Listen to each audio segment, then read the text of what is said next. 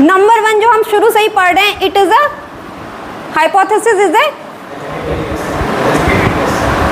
A tentative statement. Why tentative? Why not permanent?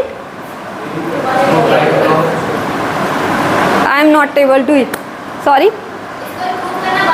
Very good Anjali. इसको अभी prove करना बाकी है, इसलिए टेंटेटिव है. टेंटेटिव क्यों है? क्योंकि अभी हमने अपनी रिसर्च स्टार्ट की है. हमने रिसर्च स्टार्ट करी, हमें अपना प्रॉब्लम पता लगा, प्रॉब्लम स्टेटमेंट क्या है हमारा, उसके लिए हमने रिव्यू किया, लिटरेचर को रिव्यू किया. उसके अलावा हाइपोथेसिस कैसे बनती है, अगर हम बात करें सोर्स क्या होता है हाइपोथेसिस बनने का, तो हमारे सेल्फ एक्सपीरियंसेस हैं, जो हमारे रियल लाइफ एक्सपीरियंस है. लिटरेचर है, जो लिटरेचर डिपेंड करते हैं हम कौन सा लिटरेचर पढ़ रहे हैं अपने रिसर्च के लिए. हमने एक बार प्रॉब्लम स्टेटमेंट फाइंड कर ली, उसके बाद हम कौन सा लिटरेचर पढ़ रहे हैं, हम किन से एक्सपीरियंस या नॉलेज ले रहे हैं, ये सारे चीज़ें होती हैं जिनके बेस पर हम अपना टेंटेटिव स्टेटमेंट बनाते हैं. क्योंकि अभी इसे बाद में टेस्ट किया जाना बाकी है, इसलिए ये टेंटेटिव स्टेटमेंट है, ये अभी परमानेंट स्टेटमेंट नहीं है. सेकेंड हम कह रहे हैं ये टेस्टेबल स्टेटमेंट है, मीन्स इसका अभी टेस्ट होना है. थर्ड इसे हम गेस कहते हैं. गेस, हमने गेस कर लिया, आज हम कॉलेज जाएंगे तो आज सबसे पहले प्रेजेंटेशन मिस्टर विवेक का होगा, मिस अंजलि का होगा या तीसरे का होगा, ये हमने गेस कर लिया. क्या ये गेस सही है? क्या हम मान सकते हैं कि ये हाइपोथेसिस थी हमारी आज के लिए? यस और नो? नो वाले कितने हैं एक बार वो बताइए. अच्छा, नो क्यों कह रहे हैं सर, आप बताइए. क्योंकि फिक्स नहीं है ना. सपोज फर्स्ट आपका था, कुछ ऐसी सिचुएशंस हुई कि हो नहीं पाया फर्स्ट.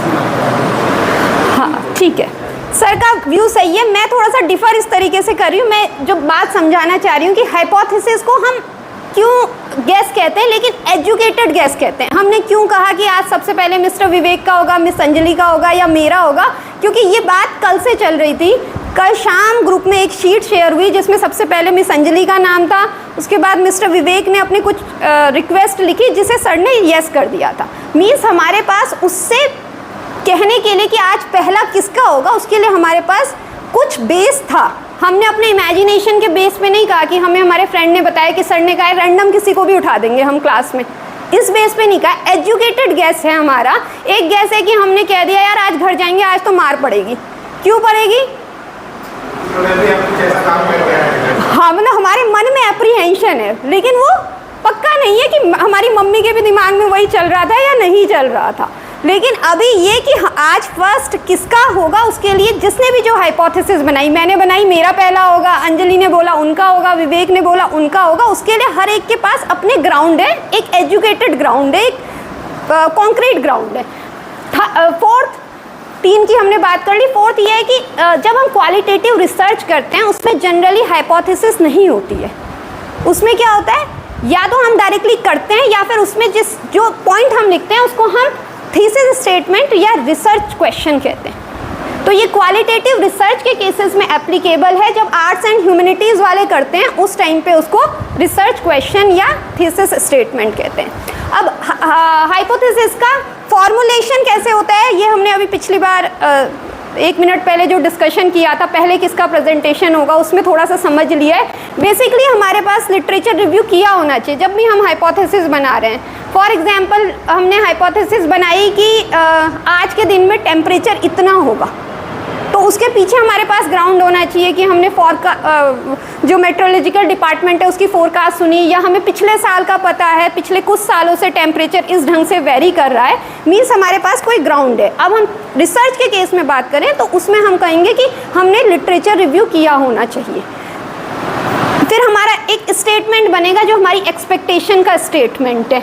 उसको वेरिएबल आइडेंटिफाई करने के बाद फिर हम हाइपोथेसिस फॉर्मुलेट करेंगे. Now come two types of hypothesis. जैसा मैंने पहले बताया कई टाइप के होते हैं. ये मैंने कुछ मेन कैटेगराइज किए हैं. ये बेसिकली आप मान सकते हैं कि ये एक ग्रुप है, simple versus complex, null versus alternate, directional versus non directional. Simple hypothesis किसे कहते हैं?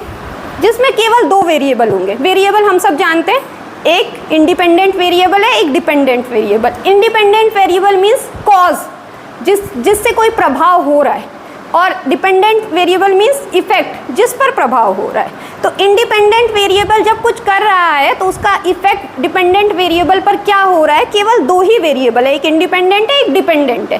तब हम कह रहे हैं कि ये सिंपल हाइपोथेसिस है। On the other hand complex hypothesis more than one independent हो सकते हैं और मोर देन वन डिपेंडेंट हो सकते हैं। दोनों का एक एक एग्जाम्पल समझते हैं। सिंपल हाइपोथेसिस का एग्जाम्पल है कि जो स्टूडेंट्स डेली क्लास में आ रहे हैं उनको इंटरनल एग्जामिनेशन में फुल मार्क्स मिलेंगे। इंडिपेंडेंट वेरिएबल क्या है, क्लास में आना। डिपेंडेंट वेरिएबल क्या है, फुल मार्क्स मिलना। एक एक है। इसी को हम कॉम्प्लेक्स कर दें, जो स्टूडेंट डेली क्लास में आते हैं, पढ़ाई करते हैं, गलत प्रॉक्सी अटेंडेंस नहीं लगाते हैं, कल्चरल प्रोग्राम में भी पार्टिसिपेट करते हैं और बहुत डिसेंसी से के साथ पेश आते हैं और अच्छा प्रेजेंटेशन देंगे, उनको फुल मार्क्स मिलेंगे। ये कॉम्प्लेक्स हो गया, ठीक है। Next type null and alternative. ये हमने सबसे ज़्यादा पढ़ा है जब हम एग्ज़ाम की प्रिपरेशन करते थे और ये सबसे ज़्यादा सुनते हैं। नल और ऑल्टरनेटिव। नल मीन्स इंग्लिश में भी हम समझे, नल मीन्स नो, नलीफाइज, ज़ीरो कर देना। जहाँ दो वेरिएबल्स के बीच कोई रिलेशन नहीं होता है उसे नल हाइपोथेसिस कहते हैं। कैसे? क्लास में आना और इंटरनल एग्जामिनेशन में कोई रिलेशनशिप नहीं है, या फिर क्लास में आना और बच्चों के अच्छे मार्क्स में आने में कोई रिलेशनशिप नहीं है। हो सकता है बच्चा घर में बहुत ही अच्छी पढ़ाई कर रहा हो सकता है उसे JRF निकालना हो तो उसने इतनी पढ़ाई कर ली कि इंटरनल नहीं, उसके एक्सटर्नल में बड़े अच्छे मार्क्स आ गए, तो ओवरऑल उसके अच्छे मार्क्स हो गए। लेकिन स्टेटमेंट क्या बना, हाइपोथेसिस क्या बनी कि क्लास में आना और मार्क्स आने में कोई रिलेशन नहीं है। ये नल हाइपोथेसिस है। अल्टरनेट जस्ट ऑपोजिट बात करता है। जब नल हाइपोथेसिस रिजेक्ट होती है तब अल्टरनेट हाइपोथेसिस को प्रूव किया जाता है। बेसिकली नल डिसप्रूव हो गई, रिजेक्ट हो गई, तो तब अल्टरनेट एक्सेप्ट हो गई। सिंपल एग्जांपल में हम बात करें कि सुबह उठ के योगा करना और अच्छी हेल्थ में कोई रिलेशनशिप नहीं है, ये नल हाइपोथेसिस है। और अल्टरनेट हाइपोथेसिस है कि सुबह उठ के योगा करना और अच्छी हेल्थ में रिलेशन है, ठीक है। थर्ड ग्रुप की हम बात करें, डायरेक्शनल एंड नॉन डायरेक्शनल।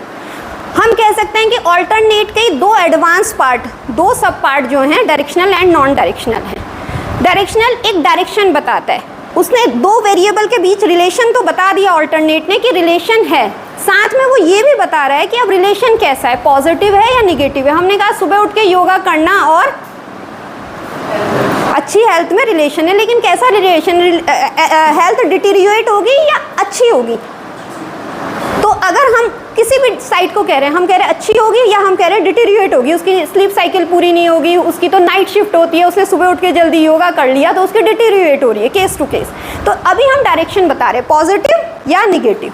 तो अगर हम डायरेक्शन कोई डायरेक्शन बता रही है तो वो कहलाई जाएगी डायरेक्शनल हाइपोथेसिस, और अगर कोई डायरेक्शन नहीं है, केवल वो कहती है रिलेशन है, तो वो नॉन डायरेक्शनल हाइपोथेसिस हो गई।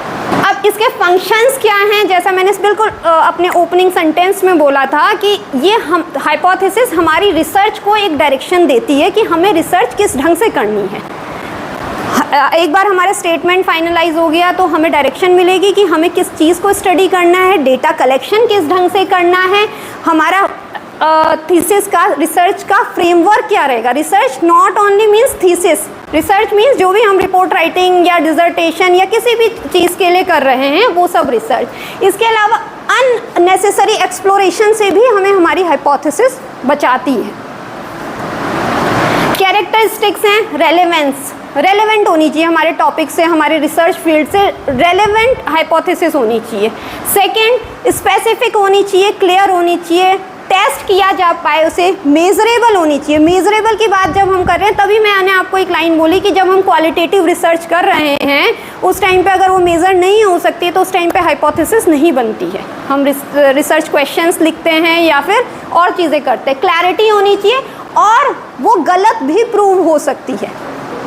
इतने कैरेक्टरिस्टिक्स हाइपोथेसिस में हमारे होने चाहिए। अब ये सब जो हमने पढ़ा इसका एक क्विक रिकैप है। Types, characteristics and functions. Now open for Q&A।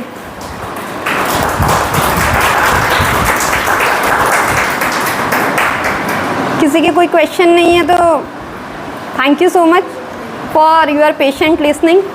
कुछ लोगों ने तो पहली